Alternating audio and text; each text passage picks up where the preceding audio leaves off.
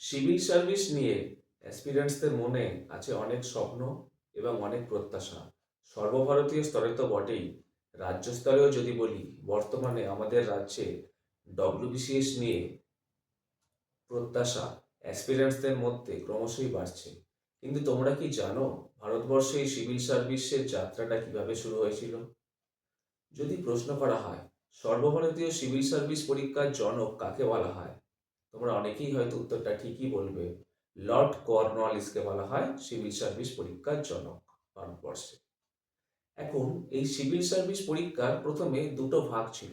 একটা ছিল কোভেন্যান্টেড civil service আর একটা ছিল আনকোভেন্যান্টেড সিভিল সার্ভিস। 1853 চ্যাটার অ্যাক্ট অনুসারে সর্বপ্রথম ওপেন কম্পিটিশন শুরু করা হয়েছিল, অর্থাৎ ভারতীয়রাও এবার থেকে সিভিল সার্ভিস পরীক্ষায় বসতে পারবে এই অনুমতি দেয়া হয়েছিল। এবং সেই অনুমতি অনুসারে প্রথম ওপেন কম্পিটিশন শুরু হয়েছিল 1855-এ। কিন্তু তখনও কোভেন্যান্টেড সিভিল সার্ভিসে ভারতীয়রা বসতে পারত না।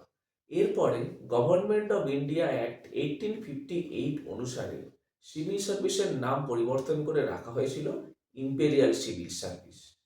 তারও পরে 1861 সালে প্রথম বলা হয়েছিল কোভেন্যান্টেড সিভিল সার্ভিসে ভারতীয়রা বসতে পারবে।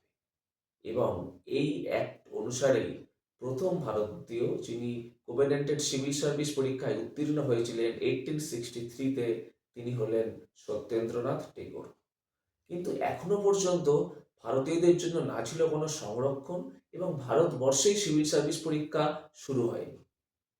প্রথম ব্রেকথ্রুটা আসে অ্যাডমিশন কমিশনের হাত ধরে 1886-এ, যারা বলে সিভিল সার্ভিসে ভারতীয়দের জন্য আসন সংরক্ষণ অত্যন্ত প্রয়োজনীয়। এবং তার হাত ধরেই 1912 সালে 25% আসন সিভিল সার্ভিসে ভারতীয়দের জন্য সংরক্ষণ করা হয়। এবং তারপর 1922 সালে ভারতবর্ষে শুরু হয় সিভিল সার্ভিস পরীক্ষা। তো এই ছিল ভারতবর্ষে সিভিল সার্ভিস পরীক্ষা শুরু হওয়ার সংক্ষিপ্ত ইতিহাস। তোমরা যারা আমাদের সাথে যুক্ত হয়ে তোমাদের প্রস্তুতিতে এগিয়ে নিয়ে যেতে চাও, তারা আমাদের নতুন উদ্যোগ, যেটা আমরা জানুয়ারি মাসে শুরু করেছি, সেখানে আমাদের সাথে যুক্ত হতে পারো নিচের দেয়া নাম্বারে যোগাযোগ করে। ধন্যবাদ।